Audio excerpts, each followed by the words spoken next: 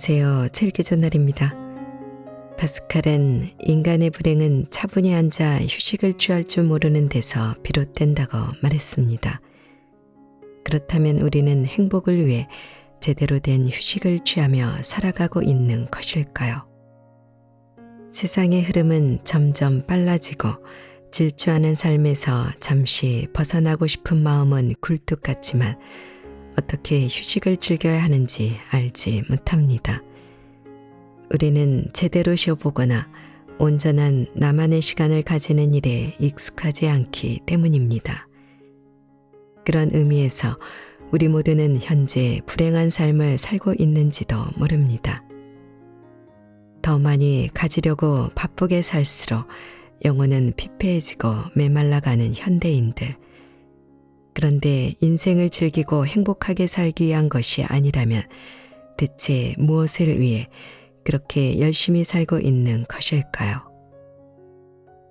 지친 영혼을 달래기 위해 지금 가장 필요한 것은 느림을 삶의 방식에 적용하는 것입니다.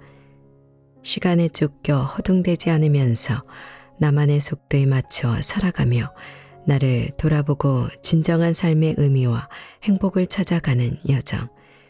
느림은 나태함이 아니라 삶의 매 순간을 느끼며 천천히 갈 뿐, 산책을 하며 주위를 바라보고 여유를 즐기며 환경과 조화로운 삶을 사는 것입니다.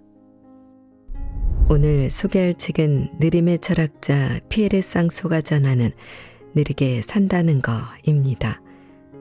이 책에는 철학, 문화, 사회학이 어우러져 느림을 실천하는 9가지 방법이 담겨 있는데요. 그저 앞만 보고 달리는 사람들에게 행복을 위한 가장 적극적인 삶의 자세로 느림의 철학을 제안하고 있습니다. 자, 그럼 지금부터 잠시 책 속으로 들어가 살펴보겠습니다. 오늘도 책 읽기 좋은 날과 함께 좋은 시간 보내세요. 구독, 좋아요, 사랑합니다.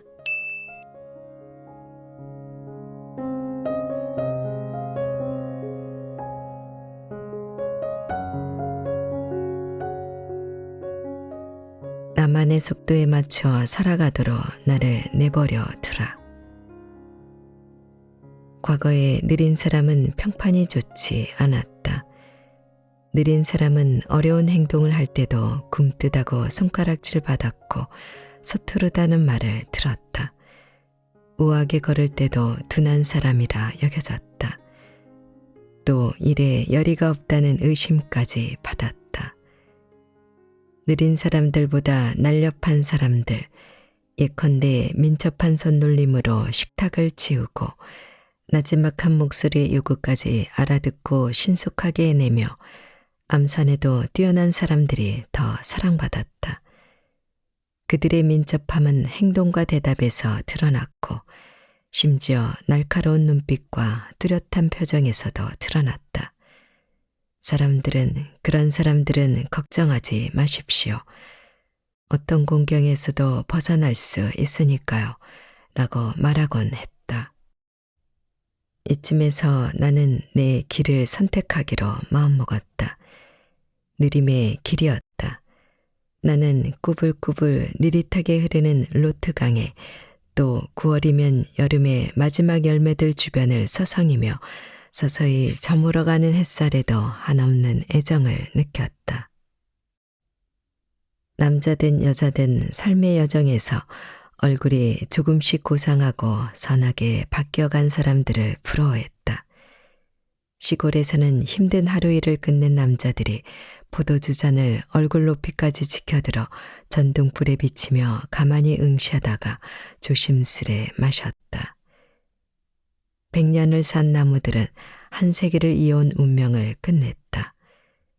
그런 느림은 영혼에 가까웠다. 느림, 내 생각에 그것은 인간과 자연이 가끔은 부드럽게 존중하며 우아하게 보듬어야 하는 그런 것이다. 반대로 학창시절 구내식당을 향해 허겁지겁 달려가고 1등이나 우등상을 차지하려고 발버둥 치는 친구들을 보면 짜증스러웠다. 그들은 하루라도 빨리 어른이 되고 싶어 했다. 어른들처럼 옷을 입고 거드름을 피우고 싶어 했다. 영원히 돌아오지 않을 어린 시절을 날림으로 보낸 후에 우리 농장을 둘러보며 우리의 정신구조를 이해한 후에도 도시로 돌아가서는 시골에서 만났던 촌뜨기들을 조롱하는 방문객들을 나는 믿지 않았다. 우리는 그런 방문객들을 파리지앵이라 불렀다. 나는 이 땅에서 맞는 모든 시교와 때를 느릿하고 경건하고 주의 깊게 살아가기로 다짐했다. 세상의 흐름은 점점 더 빨라졌다. 독일군 기갑사단이 프랑스 곳곳을 누비며 점령하는 데는 제 40일이 걸리지 않았다. 오늘날 이처럼 복잡한 세상을 견디지 못하는 사람들은 세상의 흐름에서 밀려나서 자신들을 도와주고 그 흐름을 다시 이어줄 사람을 기다리지만 그런 기다림은 헛수고일 뿐이다. 우리의 이성적인 판단하에 사람들이 되돌릴 수 없다고 말하는 과정에 굴복했던 것일까. 하지만 질주하는 삶이 어떤 이유로도 합리화되지 않는다면 이성은 우리에게 오히려 그런 삶에서 벗어나라고 하소연하지 않을까. 나는 단순한 이유에서 후자의 삶을 선택할 수밖에 없다. 나는 단순한 이유에서 후자의 삶을 선택할 수밖에 없다. 원칙적으로 말하면 바쁘게 살아가는 사람들은 자유로운 시간을 소중하고 작은 실뭉치처럼 차곡차곡 모은 대가로 결국에는 억지로 떠넘겨지는 일거리를 걱정하지 않고 자신을 위해 살아야 한다.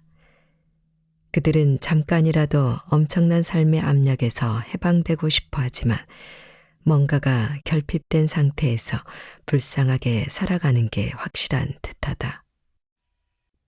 내가 여기에서 말하려는 느림은 성격 문제가 아니라 삶의 선택에 관한 것이다.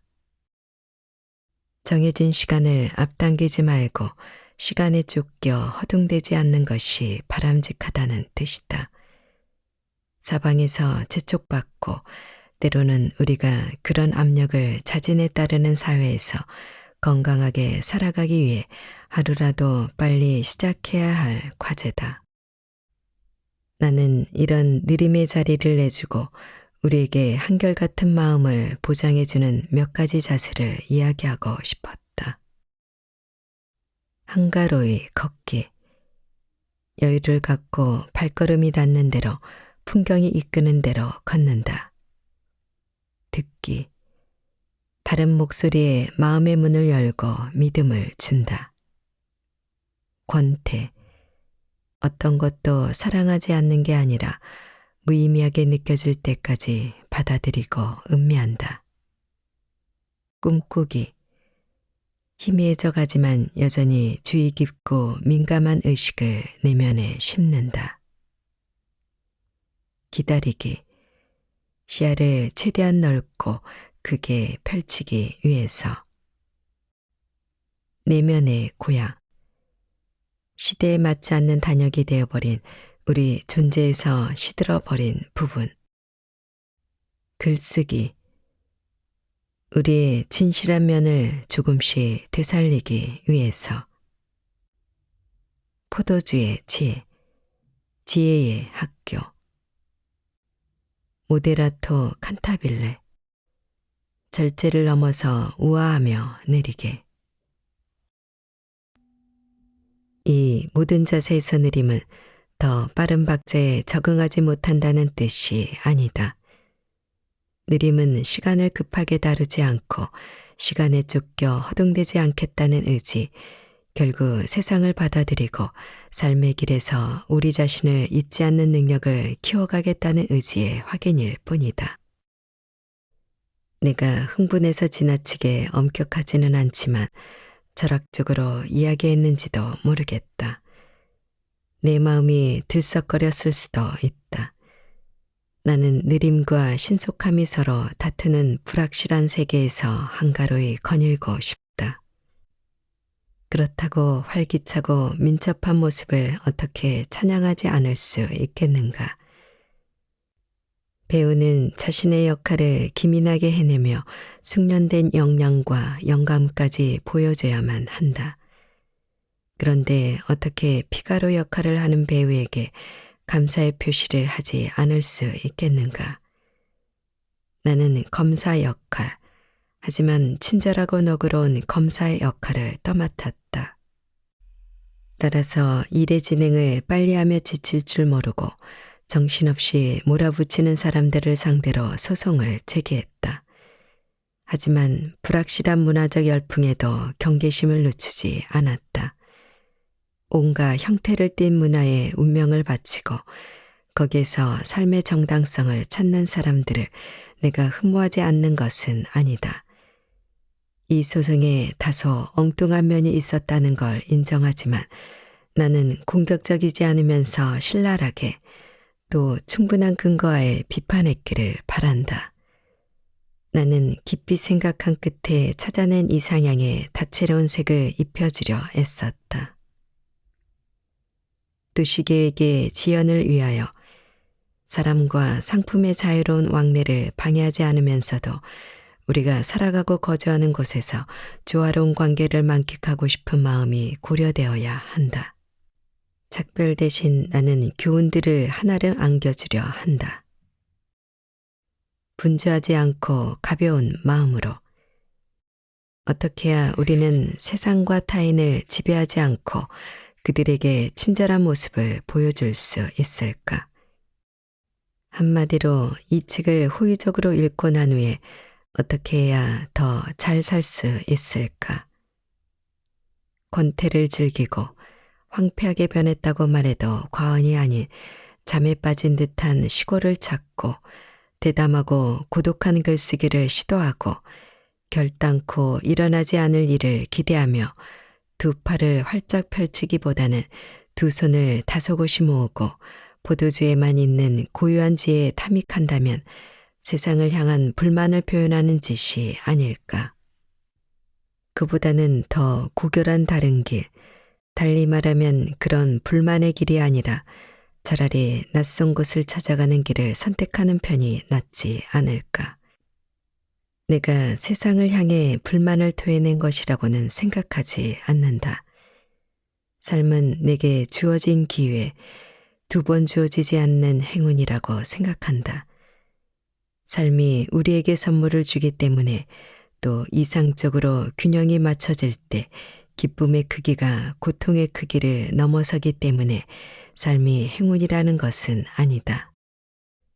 내가 삶을 행운이라 생각하는 이유는 내가 지금 살아서 아침이면 햇살을, 저녁이면 어둠을 만나는 행운을 매번 누리기 때문이고 모든 사물이 본래의 광채를 잃지 않았기 때문이며 희미하게 피오르는 미소와 찡그린 얼굴에서 불만을 금세 알아차릴 수 있기 때문이다.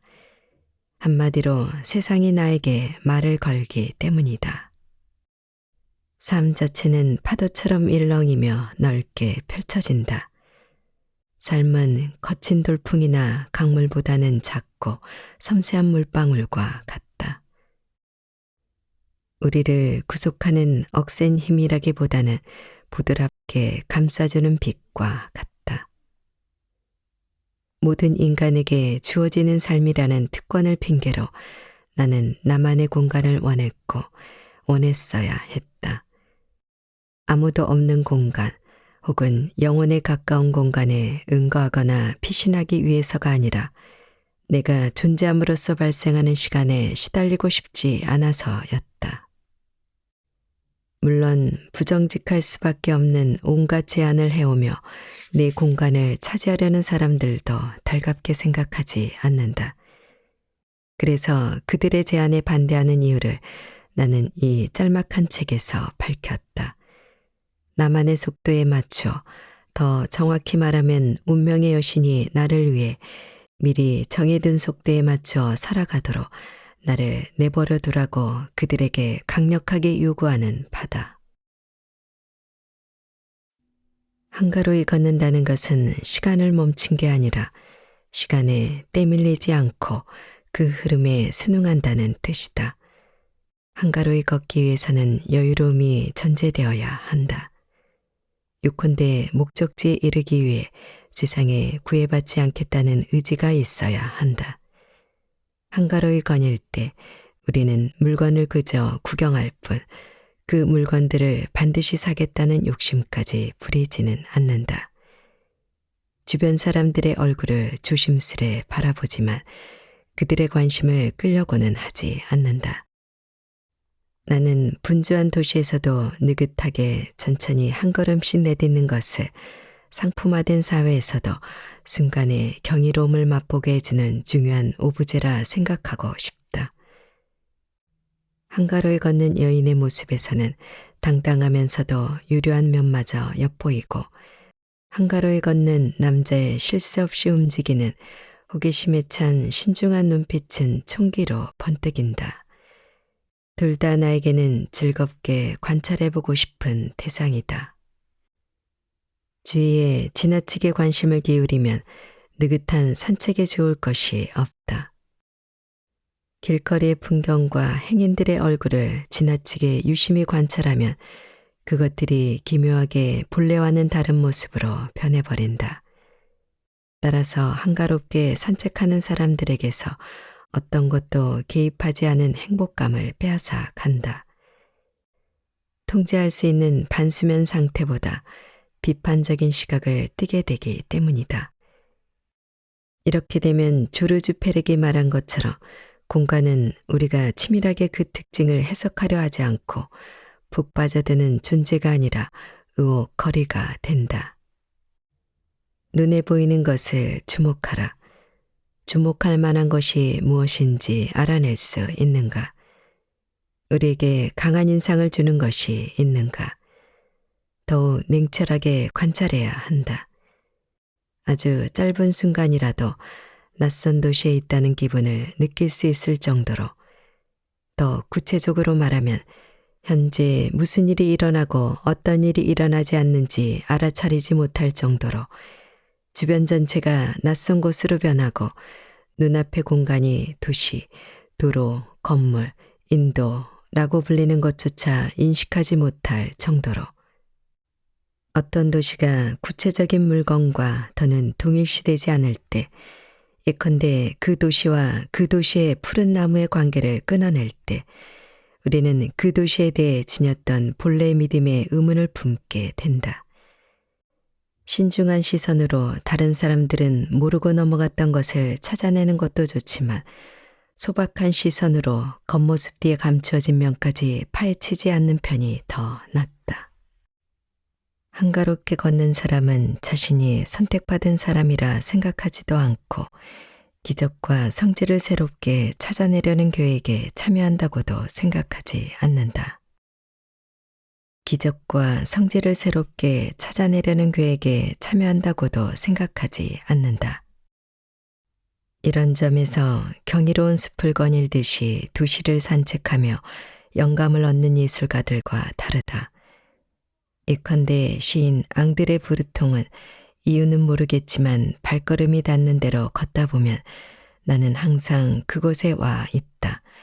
특별한 목적도 없이 거의 언제나 그곳에 간다. 이 막연한 현상, 즉 나에게 그곳에 가라고 부추기는 것은 없다 라고 말했다. 그러나 어떤 도시가 우리에게 울컥하는 감정을 불러일으키지 못한다면, 그래서 그 도시에서 우리가 예지력을 발휘할 기회를 잡지 못한다면 산책이란 진부하게 이를 데 없는 행위에 구체적인 가치를 부여할 이유가 있을까? 사실 한가로운 산책에서 얻는 행복은 시선으로부터 오는 것이 아니라 걷는 행위 자체, 또 자유로운 호흡과 어떤 것에도 방해받지 않고 무엇이든 볼 수 있는 시선, 이 세상을 마음대로 사용할 권리를 누리는 게 당연하다는 듯이 이 세상에서 느끼는 편안함으로부터 주어지는 것이다. 그러나 나는 이런 여유로움이 항상 기분의 문제는 아니고 특별한 사회적 조건, 즉 일종의 호사에서 비롯된다고 생각한다. 노동자들은 분주하게 움직이며 바쁘게 살아가지만 이런 저주스러운 삶에서 벗어난 사람들이 있다.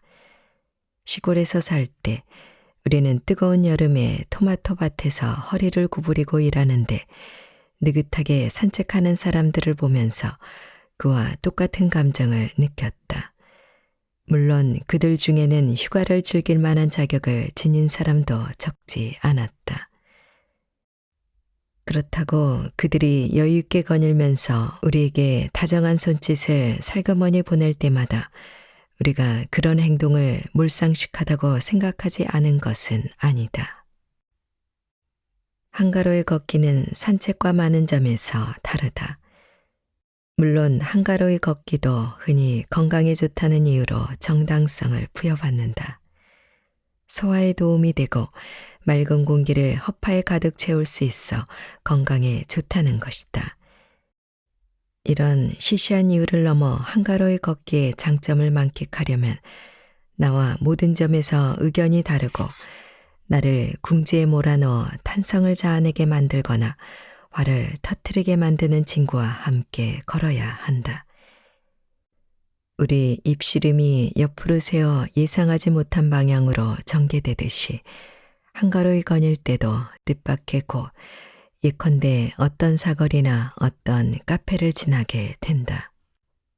드물기는 하지만 시골길을 걸을 때는 어떤 시냇물, 어떤 덤불숲, 또 덤불숲을 나와서는 험상궂게 생긴 농부를 마주치기도 한다. 내게는 나만큼이나 말싸움을 좋아하는 친구들이 조금 있다. 우리는 거의 모든 주제에서 생각이 다르다. 우리는 어떤 주제이든 환영한다. 정치와 사회생활과 형이상학, 그리고 스포츠까지. 야외에서 벌이는 이런 대화들은 과거에 훨씬 더 공상적인 면을 띄었던 것 같다. 당시 우리는 20살이었다. 나와 친구들이 젊었기 때문만은 아니었다. 우리가 한가롭게 거닐며 입씨름하던 파리가 산책자들에게 지금보다 더 많은 자유를 허락해 주었기 때문이다. 새벽이나 밤늦은 시간에 거의 인적이 끊어진 파리는 자신을 환히 열고 어떤 구속도 없이 우리를 너그럽게 받아들였다.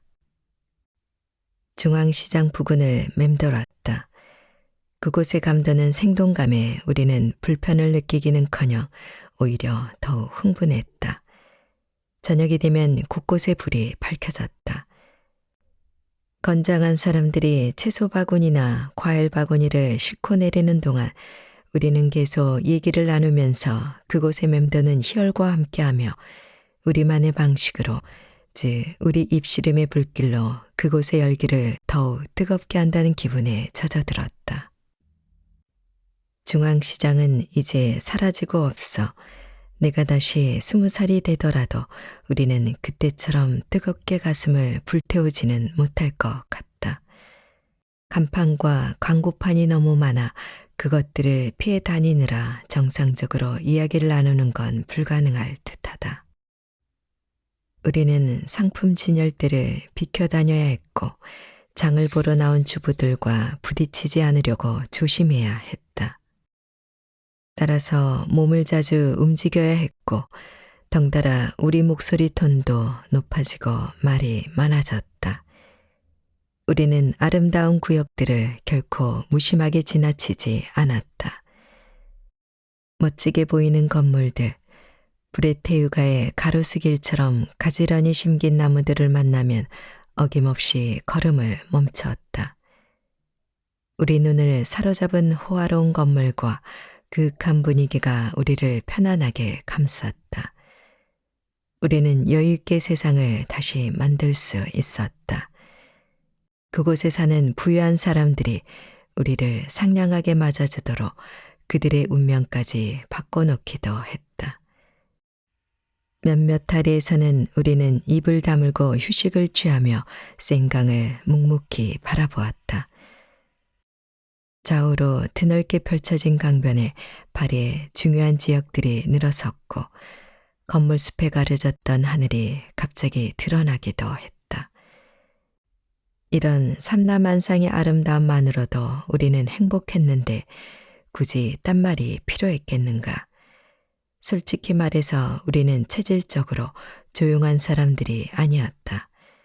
생강을 바라보며 위안을 얻고 원기를 회복하면 우리는 강변을 떠나 다시 끝없는 논쟁 속으로 더 힘차게 다름박질하기 시작했다.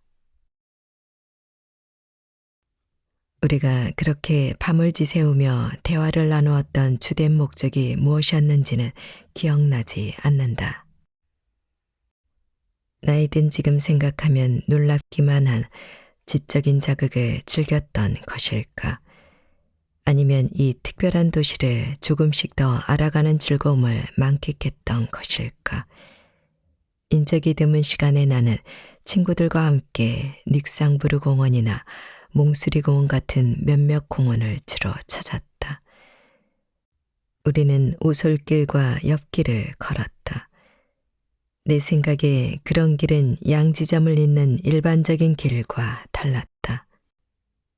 훨씬 더 문명화되고 바람과 소음과 타인의 시선을 나무로 가려주는 길이었다.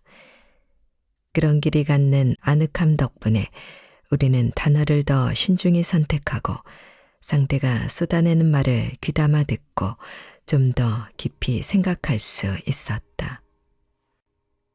무엇보다 일반적인 길과 다른 점이 있었다면 도시를 등지는 출발점이 아니라 우리를 대화나 명상으로 인도하는 길이라는 점이었다.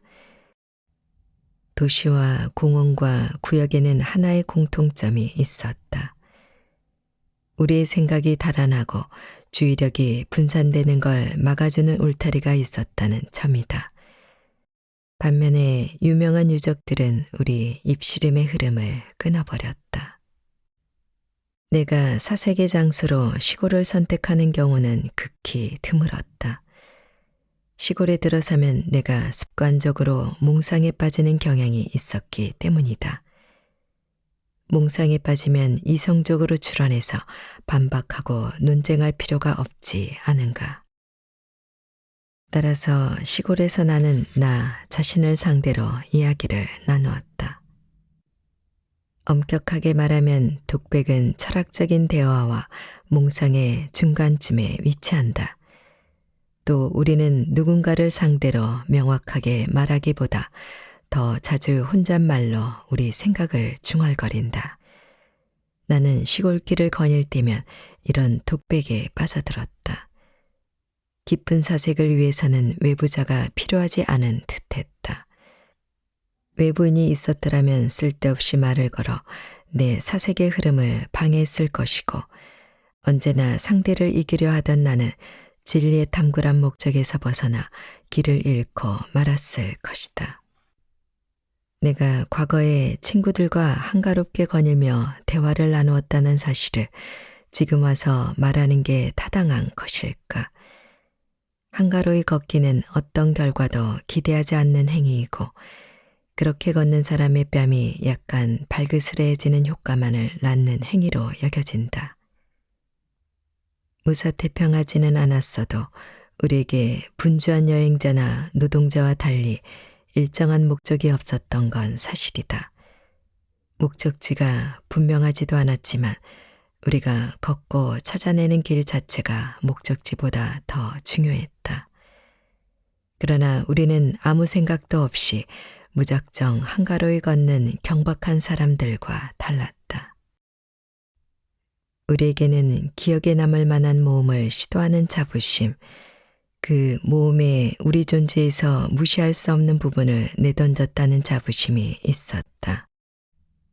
가벼운 행동 속에서도 우리는 어느 정도의 진지함까지 포기하지는 않았다. 우리는 극한 상황까지 치닫고 싶었고 피로감 덕분에 그런 극한 상황을 경험할 수 있었다. 우리가 솔직하게 인정하는 피로감이었고 마땅히 존중받아야 할 피로감이었다. 그러나 공평하기 위해서는 도시까지도 필요하게 만들어야 했다. 우리가 잔혹하기 때문도 아니었고 도시의 약점을 잡아내기 위한 것도 아니었다. 그곳 주민들이나 그곳을 지나가는 사람들 대부분이 인지조차 하지 못하는 도시의 진정한 얼굴을 우리에게 드러내 보이게 하기 위함이었다. 자연이 빚어내는 광경은 숭고한 모습을 띌 때 내 생각에 종교적인 색채를 덧입힌다. 나는 인간의 허약함에 대해서, 제국의 덧없는 영광에 대해서, 또 임박한 죽음에 대해서 깊이 생각해 본다. 도시는 본질상 종교와 무관한 까닭에 도시에서 나는 이성의 명령에 따라 생각하는 경향을 띌 수밖에 없다. 나는 나무의 조카와 함께 산책하고 싶었다. 말투는 물론이고 옷차림과 행동도 엉뚱하고 기발하기 그지없는 주인공이지 않은가. 무언의 몸짓이 경이로운 언어와 경쟁하고 불규칙해서 예측하기 힘든 길이 마구 뛰어다니는 장난꾸러기를 더 똑똑하게 만들어주는 것처럼 이렇게 나는 기상천외한 사람들을 끌어모았다. 그러나 그들은 단어와 감각과 이미지에 의지하는 만큼 생동감 넘치는 상상력이 부족했다. 모든 것을 양보해서 적어도 생각의 영역에서는 모든 것이 허용되는 시대에 양심을 지니며 위험한 생각들을 주물럭거리는 행복을 누릴 수 있을까? 실험이 이미 체계화되어 이제는 합리적인 모델을 따르는 시대인 만큼 도발적인 실험을 감행하는 환상을 품는 것이 괜찮을까?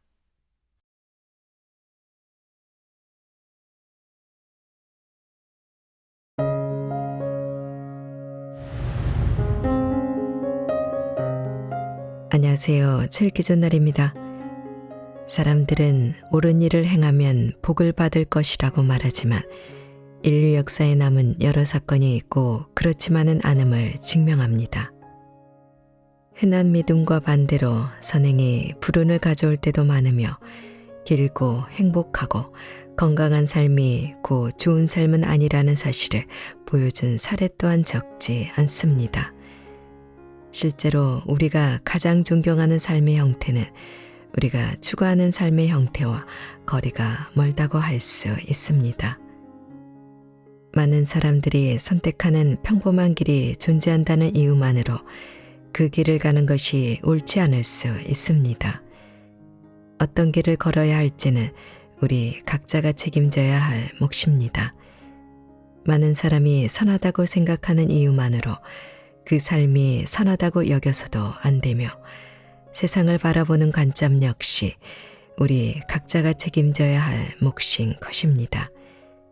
즉, 우리에게는 추구할 만한 가치가 있는 삶이 무엇인지, 우리 삶에 어떤 의문이 주어졌고 어떤 대답을 내놓아야 할지 치열하게 고민해야 할 책임이 있습니다. 우리의 모든 행동에는 우리 스스로의 책임이 따릅니다. 질문하고 대답하고 그에 따라 우리는 행동해야 합니다. 그것만이 우리의 삶을 가치 있게 만들어 줍니다. 오늘 소개할 책은 그대 어떻게 살아갈 것인가? 가치 있는 삶입니다. 이 책은 지난 10년간 예일대 인문학 과정에서 가장 인기 있었던 수업인 가치 있는 삶 강의를 바탕으로 쓰였는데요. 우리가 살면서 추구해야 하는 진정한 가치가 무엇인지를 불교, 기독교, 유교 등 세계 종교의 사상가뿐만 아니라 동서양의 다양한 철학자들과 현인들의 지혜와 더불어 소개하고 있습니다. 이 책이 여타 책들과 다른 점은 하나의 해답을 제시하는 것이 아니라 자신만의 해답을 찾을 수 있도록 의문을 갖게 한다는 것입니다. 의문에 대답할 수 있는 사람은 오직 나 자신뿐입니다. 그렇기 때문에 우리는 내 삶의 목적이 무엇인지 최선을 다해 고민해야만 하는 것입니다. 단 한 번뿐인 삶의 중요한 가치를 위해 살고자 하는 모든 이들에게 이 책은 유의미한 지혜와 통찰을 전하고 있습니다. 자, 그럼 지금부터 잠시 책 속으로 들어가 보겠습니다. 오늘도 책 읽기 좋은 날과 함께 좋은 시간 보내세요.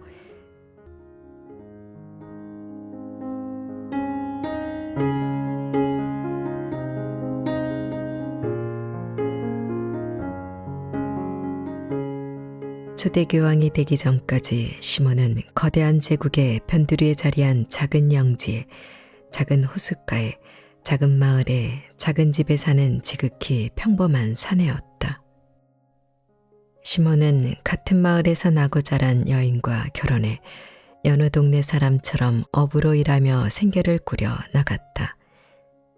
동생 안드레와 함께 밤새 호수에 배를 띄우고 그물을 내려 물고기를 낚는 날도 많았다. 주일에는 율법에 따라 휴식을 취하고 가까운 교회에서 예배를 드렸다. 화려한 삶은 아니었지만 평범한 행복이 충만했다. 하지만 한마디의 말이 시몬의 삶을 완전히 바꾸어 놓았다. 나를 따르라. 나사렛에서 온 새로운 스승이었던 예수는 호숫가에 서서 시몬과 안드레에게 말했다. 상식적으로 말도 안 되는 일이었다. 제정신이라면 생업 때문에 바쁜 남자 2명이 모든 걸 버리고 떠나지는 않을 것이다. 하지만 예수의 말에는 놀라운 힘이 깃들어 있었다. 마을에서는 예수가 권위가 넘치는 목소리로 진실을 설교하며 기적을 행한다는 소문이 돌았다. 정확한 이유는 알 수 없지만 시몬은 예수를 따르기로 했다. 시몬은 3년 동안 예수를 따라다니며 예수가 하는 말을 듣고 이해하려고 노력했다. 시몬은 경이로운 기적을 몇 번이나 목격했다. 어느새 시몬은 예수를 스승이 아닌 주인이라고 불렀다. 주인은 제자에게 바위처럼 굳건하게 살라는 뜻에서 베드로라는 이름을 줬다. 하지만 베드로는 이름처럼 살지 못했다. 주인을 오해하고 과한 열정을 내비쳤으며 결정적인 순간에 용기를 잃었다. 예수가 붙잡혔을 때 베드로는 예수를 모른다고 부인했다. 베드로는 왕실병사에게 끌려가 십자가에 못 박히는 예수를 무기력하게 바라보기만 했다. 예수를 추종한 지난 세월과 노력이 모두 수포로 돌아가는 것 같았다. 하지만 예수가 십자가에 못 박힌 지 사흘째 되는 날, 베드로는 부활한 주인을 마주했다. 그날부터 베드로는 예수의 지시에 따라 복음을 전파하는 데 평생을 바쳤으며 나날이 늘어가는 추종자를 이끌었다. 베드로가 평범한 어부였다면 기껏해야 몇백 킬로미터 떨어진 예루살렘 성지 순례가 가장 멀리 떠난 여행이었을 것이다. 하지만 베드로는 성스러운 임무를 수행하며 시리아와 그리스를 거쳐 마침내 제국의 수도인 로마에 당도했다. 그리고 그곳에서 마지막 숨을 거뒀다. 오래된 기독교 기록에 따르면 베드로는 로마에서 십자가에 거꾸로 못 박혀 죽었다고 한다. 감히 주인과 같은 최후를 맞이할 수는 없으니 거꾸로 매달아 달라고 부탁했다는 이야기가 있다. 부처가 되기 전 구타마 시타르타의 삶은 평범함이라는 기준에서 썩 괜찮게 흘러가고 있었다. 시타르타는 왕자로 태어나 왕족으로서 사치와 특권을 누리며 살았다. 호화로운 궁전에서 산의 진미를 먹고 보드라운 천으로 옷을 지어 입었다. 아버지는 훗날 왕위를 이어받을 아들을 사랑으로 지도했다. 이제 시타르타는 공주와 결혼해 첫 번째 자녀의 탄생을 앞두고 있었다. 부와 권력, 화목한 가정까지 모든 축복이 시타르타에게 깃들었다. 시타르타는 매일 축복받은 삶이 선사는 달콤한 과육을 음미했다. 하지만 언제부턴가 달콤한 과육이 모래처럼 껄끄럽게 느껴지기 시작했다. 어느 날 왕가의 공원을 거닐던 시타르타는 흐르는 세월에 볼품없이 늙어버린 노인을 만났다. 다음 날은 같은 공원에서 병자를 마주쳤고 셋째 날에는 부패한 시신을 목격했다. 존재가 고통이라는 사실에 충격을 받은 시타르타는 아들이 태어난 날 공원으로 다시 한번 산책을 나섰고 그곳에서 세상을 떠드는 수행자를 만났다. 시타르타는 왕족의 삶을 포기하고 싶다는 충동에 사로잡혔다. 그날 밤 시타르타는 모든 것을 버리고 떠났다. 의지가 꺾일까봐 두려운 마음에 아내와 갓 태어난 아들에게 작별 인사조차 건네지 않았다. 그날부터 시타르타의 삶은 고행이 됐다. 시타르타는 고통의 민낯을 마주했고 고통을 극복할 방법을 찾을 때까지 탐구를 멈추지 않았다. 영적 수행으로 해방을 얻었다며 금식을 시작했다. 하지만 아무 소용이 없었다. 시타르타는 다른 곳에서 답을 찾았다. 출가하고 몇 년이 지났을 무렵 시타르타는 보리수 나무 아래에 가만히 자리를 잡고 앉았다. 선정에 든 지 7일째 되던 날 시타르타는 깨달음을 얻었다. 고통은 갈망에서 비롯되니 자유로운 사람은 고통에서 자유로울 것이다. 시타르타는 자신의 깨달음을 세상과 나누는데 남은 인생을 바쳤다. 2500년이 지난 오늘날 수백만 불교 신자를 비롯한 수많은 사람이 시타르타의 가르침에 따라 삶을 꾸려나가고 있다. 흑인과 여성에 대한 차별에 맞서 싸운 위대한 영웅 아이다 비 윌스는 해방운동을 이끌기 전까지 어려운 환경에서도 열심히 삶을 꾸려나가는 평범한 젊은 여성이었다. 윌스는 미시시피주에서 노예로 태어났으나 어린 시절 노예 해방령이 선언되며 자유를 얻었다. 웰스가 16살이 되던 해 황열병이 유행했는데 이로 인해 그녀의 부모와 태어난 지 얼마 안 된 남동생이 목숨을 잃었다. 이후 웰스는 교사로 일하며 살아남은 형제자매의 생계를 책임졌다. 20대가 된 웰스는 그동안 모은 돈으로 신생신문사 프리스피치 지분 3분의 1을 매수해 언론인으로 경력을 쌓아 나가기 시작했다. 장밋빛 미래가 그려졌다. 하지만 언젠가 한 번은 꼭 일어날 것 같은 끔찍한 사건이 일어나면서 상황이 바뀌었다. 1892년 3월 9일 멤피스시 외곽에서 마구잡이로 폭행당하는 사건이 벌어졌다. 남의 일이 아니었다. 윌스는 토머스 모스의 딸 모린의 데모였다. 이 사건으로 윌스는 지금껏 거짓이 눈을 가리고 있었다는 사실을 깨달았다.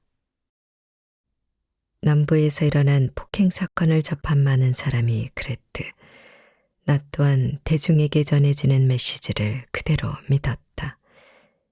린치는 법과 규율에 반하는 옳지 않은 행동이지만 강간이라는 끔찍한 범죄에 대한 걷잡을 수 없는 분노 때문에 폭행을 저지른다고 생각했다.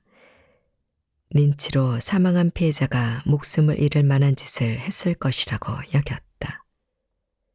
하지만 웰스는 폭행당한 사람이 어떤 사람인지 잘 알고 있었다. 백인 여성을 상대로 어떤 범죄도 저지르지 않았다. 이윽고 웰스는 린치가 부와 재산을 쌓은 흑인을 제거하고 공포에 떨게 하려는 핑계일 뿐이라는 현실을 직시했다. 사실을 거리낌 없이 말하던 사람이 거의 없던 시절이었다. 린치에 대한 웰스의 의견이 기사로 인쇄되자 1등 시민위원회를 자처하던 백인 자경단 무리는 프리스피치 신문사에 쳐들어와 사무실을 샅샅이 뒤지고 이런 메모를 남겼다. 다시 이런 기사가 신문에 실리는 일이 생긴다면 죽음으로 엄벌하겠다.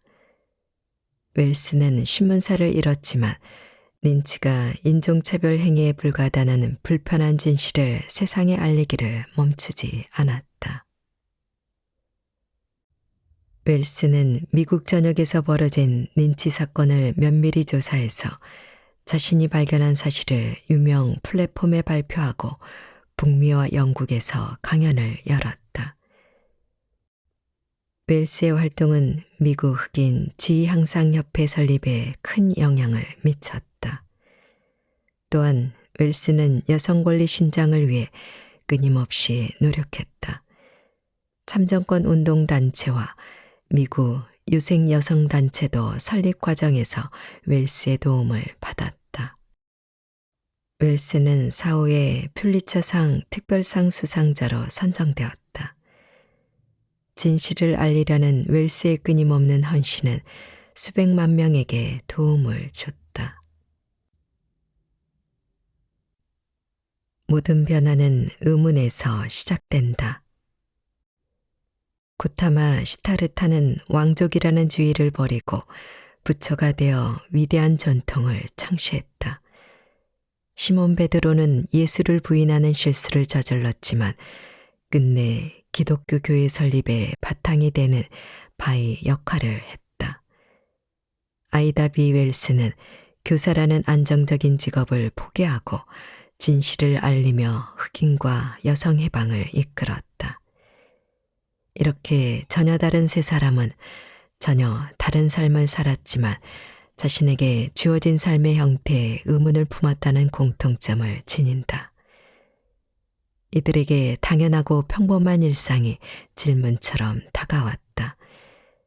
세 사람 모두 무언가, 어쩌면 모든 것이 변해야 한다고 느꼈다. 시타르타, 베드로, 웰스는 지나치게 근본적이기에 명확하게 말로 설명하기 어려운 의문을 품었다. 아마 이런 의문을 표현하는 질문은 수도 없이 많을 것이다. 인생에서 가장 중요한 것은 무엇인가? 좋은 삶이란 어떤 삶인가?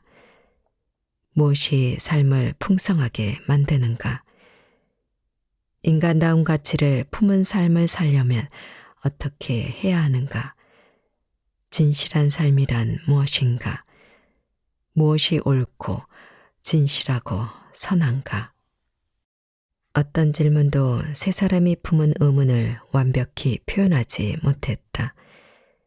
애초에 어떤 말로도 의미를 온전히 담을 수 없는 의문이기 때문이다. 하지만 말로 표현하지 못한다고 덜 진실하거나 덜 중요하지는 않다. 정확히 파악하기는 어렵지만 이 의문은 우리의 삶을 관통한다. 의문은 가치, 의미, 선과 악, 목표와 목적, 아름다움, 진실, 정의에 관해 묻는다. 또한 서로에게 어떤 의무를 지니는지, 우리가 어떤 세상에 살고 있는지, 그 세상 속에서 우리가 어떻게 살아야 할지 고민하게 한다. 성공한 삶은 무엇인지, 실패한 삶은 무엇인지 생각해보는 기회가 되기도 한다. 하지만 한번 찾아온 의문은 삶을 송두리째 바꿔놓는다. 출가한 시타르타, 예수의 부름을 받은 시몬, 친구의 죽음을 경험한 웰스의 삶은 완전히 바뀌었다. 누군가는 충격적인 사건 때문에 삶이 망가졌다고 생각하겠지만 누군가는 새로운 삶이 시작됐다고 볼 수도 있다. 물론 세 사람은 많은 것을 잃었다. 하지만 값어치를 따지면 잃은 것보다 얻은 것이 많았다. 세 사람은 변혁을 거치며 세상으로 나아갈 새로운 동기와 설자리를 찾고 인생의 원동력을 얻었다. 삶 자체보다 중요한 가치였다. 위대한 유교 사상가 맹자는 인간을 비옥한 토양으로 바라봤다. 이 땅에서는 4가지 씨앗이 싹을 틔운다. 모든 일이 잘 풀리면 싹은 단단한 나무로 자랄 것이고 그 사람은 풍성한 정원이 될 것이다. 맹자는 인간이 4가지 감정을 타고난다고 이야기했다. 1. 첫 번째는 측은함이다. 우물에 빠지려는 어린아이를 보면 걱정스러운 마음이 든다. 이렇듯 공경에 빠진 아이는 치근함이라는 감정을 끌어낸다. 2. 두 번째는 부끄러움이다. 마땅히 지켜야 하는 의무를 다하지 못했을 때 느끼는 감정을 맹자는 부끄러움이라고 불렀다. 3. 세 번째는 겸손함이다. 우리는 높은 권위와 지위를 가진 사람을 따른다. 어린아이는 어른을 공경한다. 환자는 의사의 질문에 자연스럽게 대답한다. 이렇듯 겸양을 갖추는 감정을 겸손함이라고 한다. 4. 네 번째는 옳고 그름의 판단이다. 인간은 날 때부터 해도 되는 행동과 해서는 안 되는 행동을 구별할 줄 안다. 4살짜리 언니를 둔 아기에게서 인형을 빼앗으려고 하면 언니는 어떻게든 동생에게 인형을 돌려주려고 난리법석을 피울 것이다. 이렇듯 인간은 옳고 그름을 판단하는 능력을 타고난다. 맹자는 이런 4가지 감정이 4가지 미덕이자 성품으로 발전한다고 생각했다. 치근함은 인, 즉 자신에게 책임이 있는 사람이 안녕을 추구하는 성품으로 발전한다. 부끄러움은 의, 즉 상황에 맞게 행동하는 성품으로 발전한다. 겸손함은 예, 즉 사회적 상호작용에서 상대방을 올바르게 대하는 성품으로 발전한다.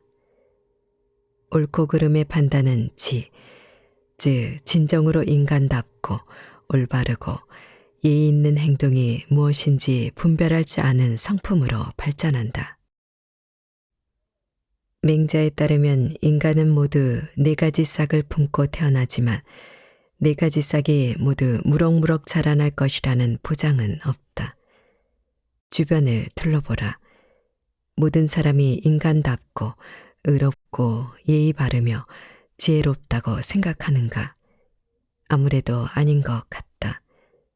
싹에 햇빛을 너무 많이 쬐이거나 주변에 잡초가 무성히 자라도록 내버려 두거나 물을 충분히 주지 않으면 싹은 시들어 죽고 말 것이다.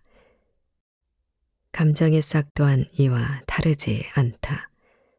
싹이 성장하는 데 필요한 요소가 모자라지 않도록 충분히 돌봐주지 않는다면 감정의 싹은 미덕으로 자라나지 못할 것이다. 무엇보다 우리는 감정의 싹에 관심을 기울여야 한다. 감정을 인식하고 강화해야 하기 때문이다. 새롭고 놀라운 상황에 4가지 감정이 어떻게 작용하는지, 어떻게 적용되는지 살펴보고 감정이 어떤 의미를 지니는지 곰곰이 생각해 봐야 한다. 이런 노력 없이 그저 원하는 대로 살아가다 보면 싹은 결국 시들고 말 것이다. 따라서 맹자에게 잘 인도된 삶이란 타고난 감정의 싹을 미덕으로 키워낸 삶을 의미한다. 이런 삶 속에서 우리는 맹자가 이야기한 4가지 성품을 추구하고 확립하고 행동으로 옮긴다. 해악이 될 수도 있는 의지를 최소화할 필요도, 세상에 흔적을 남기지 않으려고 노력할 필요도 없다. 자신의 행동이 어떤 결과를 가져올지 미리 걱정하지 않아도 된다. 우리의 목표는 신뢰할 수 있는 의지를 지녔기에 언제나 올바르게 행동할 것이라 믿을 수 있는 사람이 되는 데 있다.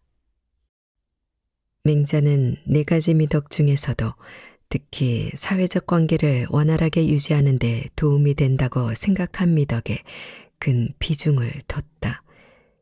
모든 인간은 타인과 관계를 맺으며 살아간다. 아이는 부모, 조부모, 형제자매와 관계를 맺으며 살아간다. 농부는 상인, 군인, 공무원과 관계를 맺으며 살아간다. 인간의 삶은 관계 그 자체라고 할 수 있으며 관계의 질이 곧 삶의 질을 결정한다. 그러니 우리는 어떻게 살아야 하는가? 좋은 관계에 기여하는 사람이 될 수 있도록 노력하는 삶을 살아야 한다. 유학자가 되기 그렇듯 맹자 역시 가정에서부터 미덕을 갖춰야 한다고 이야기했다. 덕스러운 삶은 가장 가까운 사람에게 덕스럽게 시작하는 데서 시작된다. 맹자가 주장하는 올바른 삶이란 결국 부모를 중심으로 밖으로 뻗어나가는 유교적 도리와 일맥상통한다. 그리고 이는 또 다른 의문으로 이어진다. 올바른 행동이 무엇이든 올바르게 행동할 때 우리는 누구를 염두에 둬야 하는가? 스모키 베어 개념에 빗대 이야기하자면 우리의 숲은 얼마나 커야 하는가? 당신의 숲은 어디까지인가? 어느 날 아침 출근길에 호숫가를 지나다가 물에 빠진 채 가라앉지 않으려고 허우적거리는 어린아이를 발견했다고 생각해보라. 심지어 깊지 않아서 손쉽게 아이를 구조할 수 있는 상황이라면 여러분은 어떻게 행동하겠는가? 주저없이 아이를 구해줄 것이다. 우리는 당연히 아이를 구해야 한다. 그대로 지나쳐서는 안 된다. 이런 본능적인 대답은 우리 숲에 타인이 자리 잡고 있음을 의미한다. 정도의 차이는 있겠지만 우리는 자신뿐 아니라 타인에게 책임감을 느끼는 삶을 살아간다.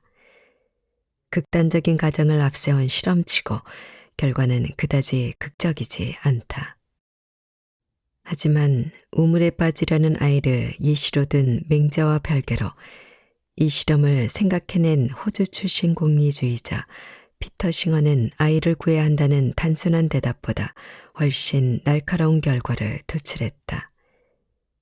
길을 가다 위험에 처한 아이를 발견한다면 마땅히 도와야 한다. 그렇다면 지구 반대편에서 굶주림과 충분히 예방 가능한 질병 때문에 죽어가는 아이들 또한 마땅히 도와야 옳다. 거리가 멀다고 차등을 두는 것이 옳은가? 가까이 있는 아이보다 멀리 있는 아이가 덜 중요하게 여겨야 할 이유가 있는가? 지리적 근접성과 도덕성에는 어떤 관계가 있는가? 피터 싱어는 이 실험에 모든 인간의 행복은 똑같이 중요하다는 공리주의 신념의 핵심을 적용했다. 공리주의에서 행복의 주체는 중요하지 않다. 벤담의 제자인 존 스튜어트 밀은 쾌락은 선하고 고통은 악하다는 개념에서 이렇듯 순수한 공정성이 비롯한다고 생각했다. 누구의 쾌락이든 쾌락은 쾌락일 뿐이니 모든 사람의 쾌락은 똑같이 중요하다. 이런 주장의 바탕에는 계량 가능한 다른 모든 양적 가치가 그렇듯 행복의 가치 또한 산술적으로 계산할 수 있다라는 전제가 깔려 있다. 즉, 행복의 양을 수학적으로 더하고 뺄 수 있다면 특정인의 행복을 다른 사람의 행복보다 우선해 둬서는 안 된다. 이 원칙을 공평무사한 선의 최대화라고 정리했다. 이 관점은 전 세계를 숲의 범위로 정의한다. 우리는 영향을 미칠 수 있는 모든 것에 책임을 져야 한다. 따라서 어떻게 살아야 할 것인가를 고민할 때는 지금 이 순간부터 영원까지 이 세상에 존재하는 모든 생명의 쾌락과 고통을 고려해야 한다. 오늘날 많은 사람이 이렇게 강력하고 까다로운 이상에 공감한다. 우리가 살아가는 방식은 인간뿐 아니라 세상을 함께 살아가는 무수한 생명에 영향을 미친다. 방문할 일이라고 없는 지역에서 고통스럽게 살아가는 타인의 삶을 얼마든지 볼 수 있는 사회에서 스스로가 세상에 미치는 영향을 무시하고 살 수는 없다. 나라는 존재로 태어났다는 이유 하나만으로 자신에게 특권을 부여해서는 안 된다. 세상이라는 거대한 관점에서 객관적으로 판단했을 때 스스로가 다른 사람보다 중요하다고 진심으로 주장할 수 있는가? 하지만 다르게 생각해 볼 필요도 있다. 스스로에게 특별한 책임감이 주어진다는 생각을 떨쳐버리기는 어렵다. 어떤 상황에도 오직 자신만을 위하는 극단적인 이기주의자는 많지 않다. 어쨌든 물에 빠진 어린아이가 익사하도록 내버려 두지는 않을 것이다. 하지만 이런 이기심이 숲의 중심이 되는 유일한 방법은 아니다. 캐나다 출신 철학자 찰스 테일러가 자기 진실성 윤리라고 부르는 개념을 살펴보자. 자기 진실성 윤리에 따르면 모든 인간은 저마다 대체할 수 없는 독특함을 타고나며 그 독특함에 걸맞게 살아가야 한다. 좋은 삶은 프리사이즈 의류가 아니다. 사람마다 살아가는 방식이 다르니 좋은 삶의 형태 또한 다를 수밖에 없다. 자신에게 충실하라. 스스로가 원하는 삶을 살라. 라는 슬로건 뒤에는 자기 진실성 윤리가 자리하고 있다. 자기 진실성 윤리를 옹호하는 몇몇 사람은 모든 생명을 고려하며 살아가야 한다는 얄팍한 이상의 코웃음을 친다. 물론 그렇게 생각할 수도 있지만 이상 그 자체를 그렇게 쉽게 무시할 수는 없다. 이상은 우리에게 각자 자신만이 할 수 있는 방법으로 세상에 기여하라며 도덕적 책임감을 부여한다. 가치 있는 삶 강의를 들은 많은 학생이 완전한 이타주의와 개인의 자아 실현 사이에 고민한다. 끝없이 펼쳐진 숲과 나무 한 그루를 함께 아우르고 싶겠지만 과연 두 가지를 함께 충족할 수 있을까? 각자의 개성을 살려 자아를 실현하는 동시에 모두에게 공정한 선을 베푸는 것이 가능할까? 이 세상 모든 생명체를 고려하는 삶을 살아야 한다는 의무감은 엄청난 부담으로 다가온다. 이에 비하면 자기 진실성은 사소하고 가벼운 문제처럼 느껴질 수 있다. 그리고 이런 갈등은 아주 오랜 과거부터 이어져 왔다. 맹자가 살아있을 당시 중국에서는 두 가지 학설이 큰 인기를 끌었다. 양주는 개인주의 편을 든 반면 묵자는 사회 전체에 관심을 기울여야 한다고 주장했다. 하지만 공자와 같은 방향을 바라보던 맹자는 다르게 생각했다. 맹자는 이렇게 이야기했다. 양주는 자신만을 위하니 이는 군주가 없는 것이고 묵자는 모두를 똑같이 사랑하니 이는 아버지가 없는 것이다. 아버지가 없고 군주가 없으면 이는 짐승과 다르지 않다. 자신만을 위해 살아가는 사람은 타당한 규제를 가하는 공동체에 속한다고 할 수 없으니 군주가 없다는 말에는 이런 의미가 숨어 있다. 또한 모두를 똑같이 사랑한다는 사람에게는 만인이 동등하기에 누구도 특별하지 못하다. 처음 본 사람도 부모와 같이 대하니 아버지가 없는 것과 마찬가지다. 군주가 없든 아버지가 없든 맹자에게는 둘 다 짐승과 같았다. 묵자의 주장대로 모두를 똑같이 사랑하려면 잘못된 상대까지 포용하게 될 수도 있지만 진짜 문제는 따로 있다. 이 세상 모든 생명체에 관심을 기울여야 한다는 관점을 수용해 모두에게 공정한 애정을 기울이려다가는 오히려 인간다움을 잃을지도 모른다. 그렇다면 어떻게 해야 인간다운 삶을 살 수 있을까? 어느 날 한 지방을 다스리던 사람이 공자에게 이렇게 말했다. 우리 고장에 행실이 고든 사람이 있는데 그 아버지가 양을 훔치자 아들이 이 사실을 관청에 고발했다. 이에 공자는 어리둥절해 대답했다. 우리 고장에서는 행실이 고든 사람을 다르게 생각한다. 아버지는 아들을 숨겨주고 아들은 아버지를 숨겨준다. 고둠은 그 속에 있다. 공자에게 올바른 사람이란 모두를 공평하게 대하는 사람이 아니었다. 이는 부모가 없는 행동과 같다. 올바름이란 공평함이 아닌 올바르게 차별하는 데 있다. 공자는 가족을 먼저 챙기고 이후에 세상을 챙겨야 한다고 주장했다. 공자가 이야기하는 숲의 범위는 부모에 한정되지 않는다. 하지만 좋은 자녀, 좋은 부모, 좋은 형제, 좋은 조카가 되지 않고는 좋은 시민이 될 수 없다. 숲은 가까운 관계를 중심으로 세상을 향해 뻗어나간다. 가족을 제외할 수도, 가족을 버려두고 앞으로 나아갈 수도 없다. 맹자의 숲은 온 세상을 아우를 정도로 광대하지만 이 숲에는 항상 반드시 중심이 존재한다.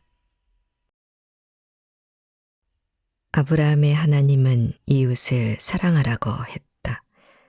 하지만 이웃은 누구인가? 맹자가 죽고 몇백 년 후 중국에서 수천 킬로미터 떨어진 곳에서 한 율법교사가 예수에게 똑같은 질문을 던졌다. 예수는 이에 이야기로 답했다.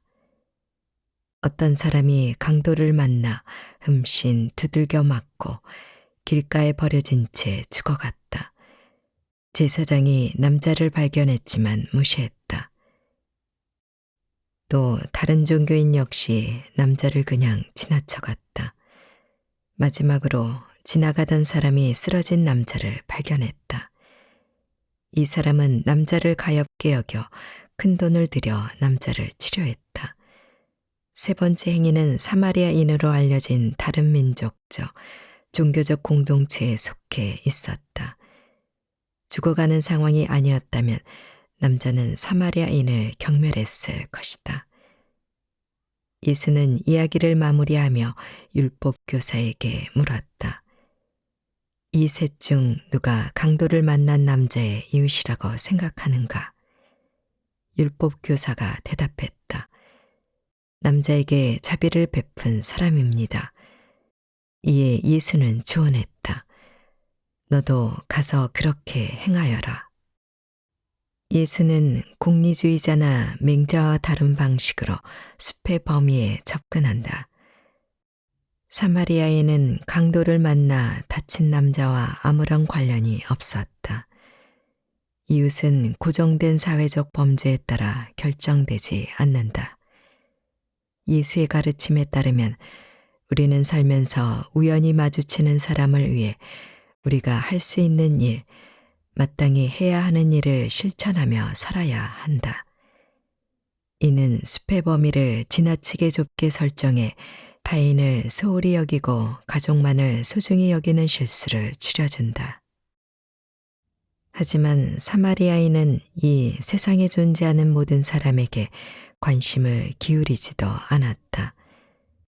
사마리아인은 강도를 만나 쓰러진 남자를 우연히 발견하고 돌봤지만 온 세상 사람의 행복을 추구해야 한다는 책임감을 느끼지는 않았다. 사마리아인은 숲의 범위를 세상 전체로 설정하지 않아도 괜찮다는 사실을 보여준다. 하지만 선한 사마리아인의 이야기 또한 질문에서 자유롭지 못하다. 피터 싱어는 현대기술을 활용하면 영양실조에 걸린 과테말라 어린이를 충분히 도울 수 있다고 반박할 것이다. 실제로 과테말라에서는 유아 인구의 절반 이상이 영양 부족으로 말라가고 있다. 도울 수 있다는 이유만으로 길가에 쓰러진 사람을 도왔다면 과테말라 어린이 또한 도와야 마땅하다. 그렇다면 선한 사마리아인의 접근법은 결국 공리주의와 같은가? 하지만 전혀 관계없는 낯선 사람보다 가까이 관계를 맺고 사는 사람을 먼저 챙기는 것이 당연하지 않은가? 어쩌다 한번 반짝이는 영웅적 이야기도 좋지만 일상을 챙겨야 하지 않겠는가? 숲의 범위를 묻는 질문에 쉬운 대답은 없다. 벤담과 싱어는 모든 사람을 숲의 일원으로 포용해야 한다고 주장했다. 자기 진실성 윤리는 스스로를 가장 중요하게 여겨야 한다고 이야기했다. 맹자와 공자는 특별한 관계를 중심으로 숲이 확장된다고 생각했다. 예수는 누구나 숲의 일원이 될 수 있다고 타일렀다. 어떤 대답을 선택해도 대가가 따른다. 여러분의 숲은 어디까지인가? 그래서 우리는 어떻게 살아야 하는가? 지금쯤이면 여러분도 질문에 직접적인 대답을 얻을 수는 없을 것이라는 사실을 알아챘을 것이다. 우리가 답을 찾기 위해 최선을 다해 노력하듯 여러분도 최선을 다해 나름의 답을 찾아야 한다. 그렇다면 여러분은 어떤 조언을 얻을 수 있을 것인가? 첫째, 멀리 바라보라. 잘 사는 삶이란 무엇을 추구하는 삶인지 진지하게 고민해 봐야 한다. 행복한 삶이고 잘 사는 삶이라고 쉽게 단정지어서는 안 된다. 마찬가지로 어떤 결과를 쫓는 삶이 고 잘 사는 삶이라고 생각해서도 안 된다. 누군가는 어떤 상황이든 하나님의 율법을 따르는 삶을 잘 사는 삶이라 여길 것이다. 또한 무엇을 성취하느냐가 아닌 어떤 성품을 함량하느냐를 중시하는 사람도 있을 것이다. 둘째, 숲의 범위를 설정하라. 숲의 범위에 따라서 삶의 목적이 크게 달라질 수 있다. 선한 의지가 행복을 최대화한다고 가정해 보자. 숲에 자신만을 포함한 사람은 쾌락을 쫓는 나르시시스트가 될 것이고 세상 모든 생명체를 숲에 포함한 사람은 극단적인 인도주의자가 될 것이다. 이번에는 맹자가 주장했듯 선한 의지가 미덕을 함량하고 좋은 관계를 유지한다고 가정해보자. 우리가 미덕을 함량하도록 장려해야 하는 사람의 범위는 어디까지인가? 나 자신, 가족, 모두, 또 이런 미덕은 어떤 관계를 지지해야 하는가? 셋째, 불확실성에 익숙해져라. 우리가 소개한 관점 중 무엇을 선택해도 어떻게 살아야 할 것인지 확실한 방법을 깨우칠 수는 없다. 가장 좋은 결과를 얻을 수 있도록 행동하고 싶은가? 정신없이 돌아가는 세상에서 내 행동이 어떤 결과를 가져올지 예측하기는 불가능에 가깝다. 신의 의지에 따라 살고 싶은가? 도저히 이해할 수 없는 신의 뜻을 해석하는데 엄청난 노력을 바칠 각오가 필요하다. 미덕을 함량하고 싶은가? 온갖 잡초 사이에서 도덕적 가치를 지닌 싹을 발견하는데 꽤 애를 먹을 것이다. 스스로에게 진실한 삶을 추구하려고 해도 깊은 곳에 숨어 있는 진정한 자아를 찾기란 쉽지 않다. 무엇을 선택해도 확실한 대답을 얻을 수는 없다. 마지막으로 이 책에서 소개하는 질문에 모두 대답하지 않고는 좋은 삶을 사는 방법을 찾을 수 없다. 부처가 이야기했듯 부가 가치 있는 삶에 장애물로 작용한다면 마치 물질적 풍요가 인류에게 번성을 가져다 줄 것처럼 부를 추구하는 삶을 살아서는 안 된다. 오스카 와일드가 이야기했듯 슬픔이 좋은 삶의 일부라면 모든 고통을 없애야 한다는 주장은 틀렸다. 복잡하게 얽히고 설킨 질문은 꼬여버린 밧줄처럼 서로를 잡아당긴다. 하지만 이렇듯 어지럽게 꼬인 질문은 진실하고 번성하는 삶이 무엇인지 대답을 찾는 데 큰 도움이 된다. 여러분의 삶은 가치 있고 소중하다. 아니, 가치 있다는 말로는 부족하다. 여러분의 삶은 값어치를 매길 수 없다. 여러분의 삶은 진정으로 가치 있기에 그 가치에 걸맞은 좋은 삶을 살아야 한다. 중요하지 않은 것을 좇으며 살기에 여러분의 삶은 너무 소중하다. 여러분이 세상의 중심이라는 의미가 아니다.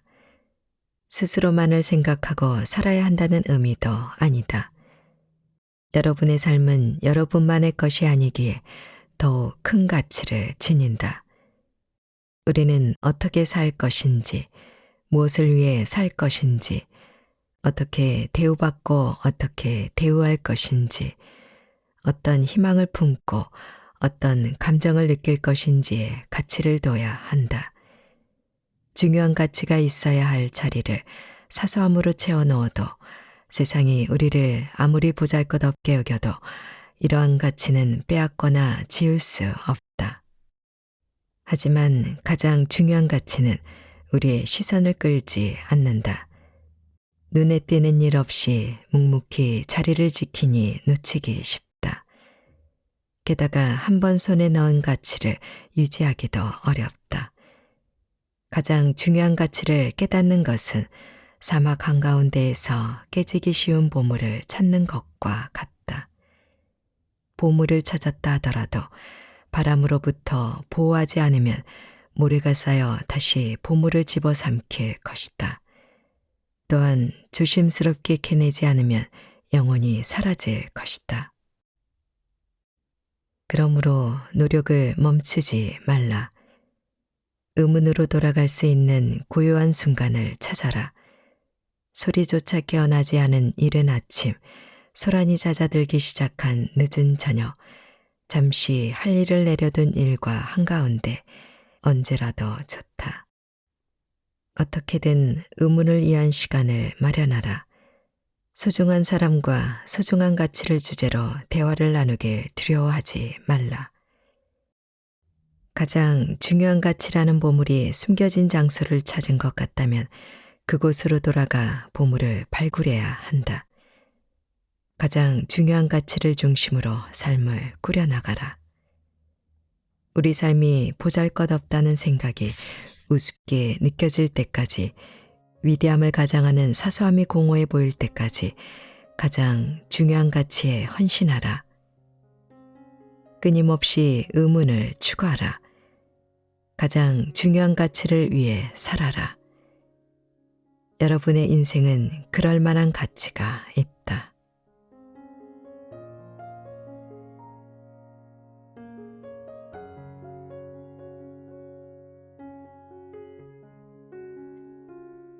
책 읽기 좋은 날 오늘은 여기까지입니다.